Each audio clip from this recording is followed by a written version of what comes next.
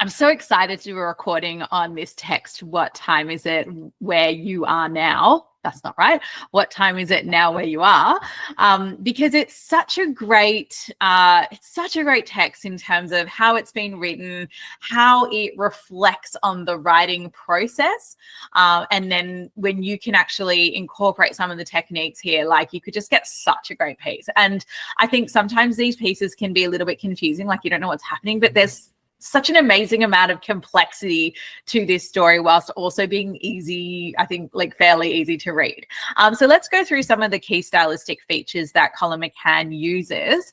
And so that will give you an idea of, you know, how you can incorporate his stylistic features into your stylistic features for your own piece, and also use his text to show how it's influenced your own writing, you know, if they ask you to obviously refer to the prescribed text in the reflection statement.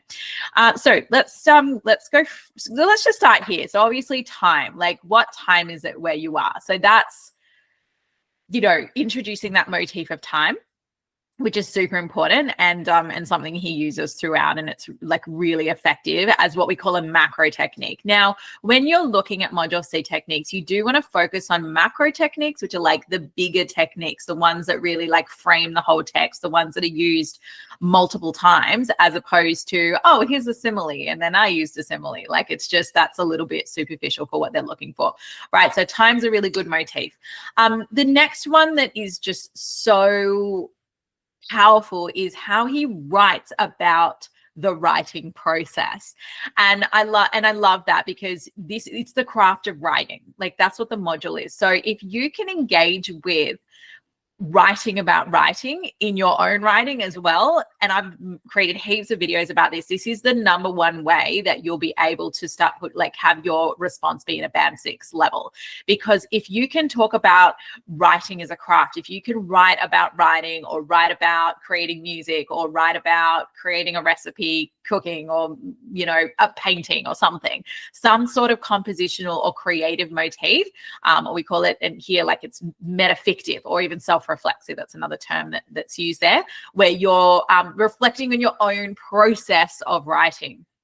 And that's exactly what he does here, like the whole time. So he's got this story, he's creating the story, and then he's asking questions about what should be happening and does that make sense? And they're all the questions that you totally ask when you're actually writing something, you know, because when you're creating a character and you've got a plot, you're like, oh, like, okay, so what happens to this person? But does that make sense? And like, should I do it this way or that way? And what about this other person? Like, you know, we ask these questions, right? So, you know, lots of that going on. And that's where we've got this metaphor here as well. All the stories he wrote walk themselves into the dark. Okay, so he starts off by talking about being adrift, being struggling, like he's, you know, got a few ideas, chased ideas and paragraphs, left a few hanging, found himself abandoning them. Like, how many times have you done that? You know, I know I've done that heaps of times where I'm like, oh, this sounds like a really good idea, and then, oh, no, that's not good anymore, like throw it out, right? So he's writing about that process. I just think it's so clever. So yeah, like you've got that narrative voice and reflecting on that process of writing, and then using that metaphor of like how that actually feels to be in the dark, right? Then we've got, you know, one morning in late August, he landed on the idea that there could be something military about it. So then we go, okay, cool. He's got sort of like a shaping of a kind of setting and a character. And we've got, you know, New Year's Eve in Afghanistan, you know, and then, yeah, just going into all of that, you know, the description of it, and, other characters, maybe she has a son and so on. So I'm not going to go through all of these, but I did want to point out this other technique. So outside of obviously that self-reflexivity, or what we call metafiction, that like writing about writing, we've got the use of tricolon. I love his use of tricolon. I think it's so effective. So we go that she would take a post alone for an hour while midnight tips over, while the ball drops distantly. By the way, again, you can see that motif of time while midnight has tips over, because everyone in Sally's unit knows that Sally is decent, Sally is cool, Sally knows the score. So that, like, the 3-part structure, it's so like punchy, and it's really, it kind of builds on the character. Like, she is decent, she is cool, she knows the score. So we get more and more of an idea about who Sally is. It is tricolon, I suppose. You could almost have it be like an apha as well. Like, so if you start a multiple clauses with the same sort of word or phrase. But yeah, I like tricolumn there because it's clearly like it's got that balanced tripart, like that 3-part structure. So that's really good. Try and incorporate that in your writing. It sounds amazing, and it works for both discursive and creative writing.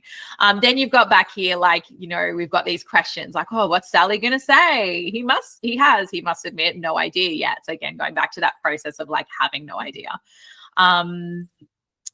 Cool. Outside of that, what else? We've got to find a resolution to the story. Yes. Like, what do we do? Like, how do we end this? That's always a big question. Like, how do we end the story? Big one. Though we had little idea of what exactly she might say, she's beginning to web herself in complexity, which she's grateful for. So she's like taking, so it's that idea that like characters start taking on a persona of their own in the story, right? So there's that metaphor of like beginning to web herself in complexity. Like she's not doing anything, he's creating her, but now she's taking on a life of her own. Like, so clever.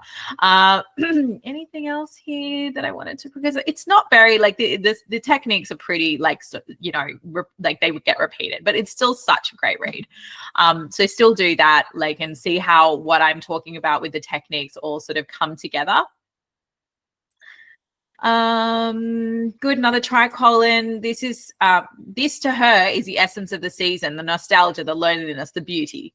Right. So again, like very succinct, like isolation of nostalgia, loneliness, beauty. And then they're also being that like contrast there.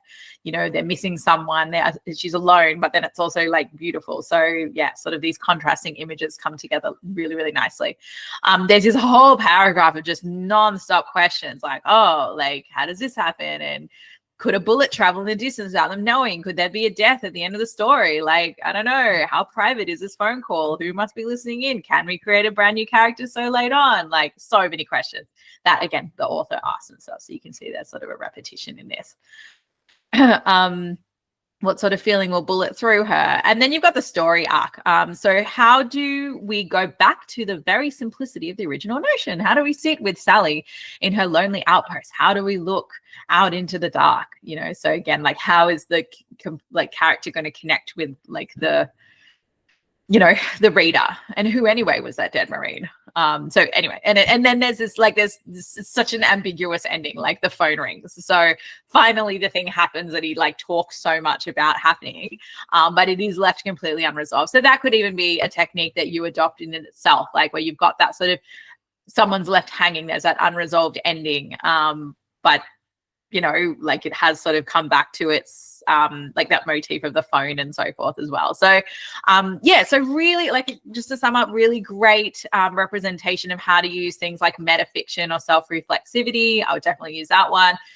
You've got sort of flashbacks, flash forwards, and then you've got, you know, things like a motif. So those are like probably the best macro ones. I'm sure there's like plenty of other ones.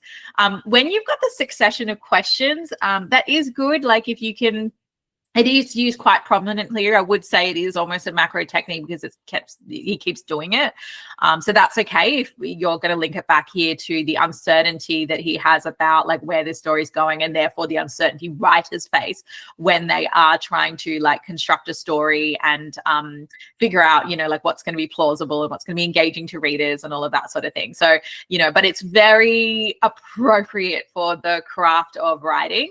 And yeah, definitely, you know, use some of the tricolons as well. I think that that's a really effective technique to use regardless of what format you're using.